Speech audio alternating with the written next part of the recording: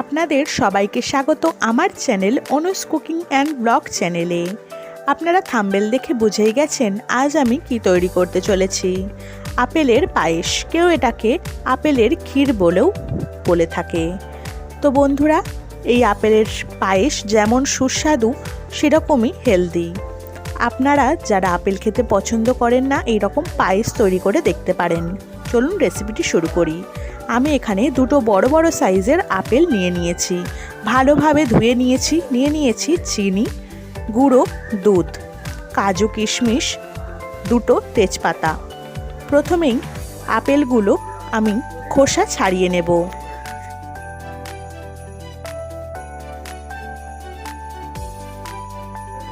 এইভাবেই আমি দুটো আপেলের খোসা খুব ভালোভাবে ছাড়িয়ে নিয়েছি।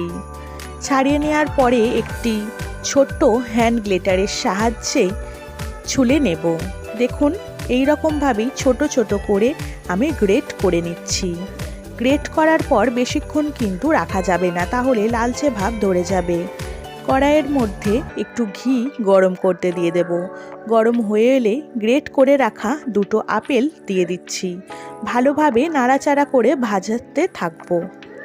প্রায় 10 থেকে 15 মিনিটের মতো এরকম ভাজা ভাজা করতে হবে। একদম শুকিয়ে নিতে হবে যাতে একটুও রস না থাকে, তাহলে কিন্তু দুধ কেটে যেতে পারে। অন্যদিকে আরেকটি কড়াইয়ের মধ্যে 500 গ্রাম দুধ আগে থেকে ফুটিয়ে রাখা হয়েছিল, কড়াইয়ের মধ্যে ঢেলে দিচ্ছি। অল্প একটু গরম হয়ে এলেই গুঁড়ো দুধের মধ্যে লিকুইড দুধ দিয়ে একটু গুলে নিলাম। দুধটা কিছুক্ষণ পর ফুটতে শুরু করলেই উপর থেকে দিয়ে দেব পরিমাণ মতো চিনি। আবারও হাতা দিয়ে নাড়তে থাকবো।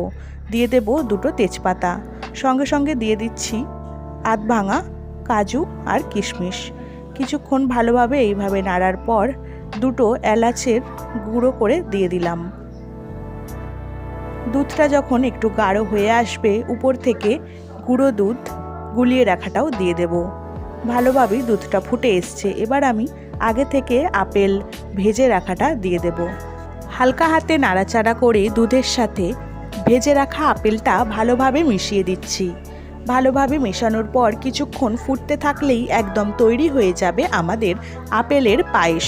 নিরামিষের দিনে এই রকম আপেলের পায়েস কিন্তু সবার বাড়িতেই হয়ে থাকে। ওপর থেকে অল্প একটু ছড়িয়ে দিলাম সিন্দুক লবণ। তো বন্ধুরা, ভিডিওটা কেমন লাগলো অবশ্যই লাইক, কমেন্ট, শেয়ার করে পাশে থাকবে এবং এরকম নিত্য নতুন রান্নার জন্য এক্ষুনি চ্যানেলটা সাবস্ক্রাইব করে পাশে থাকা বেল বাটনটি বাজিয়ে দেবেন।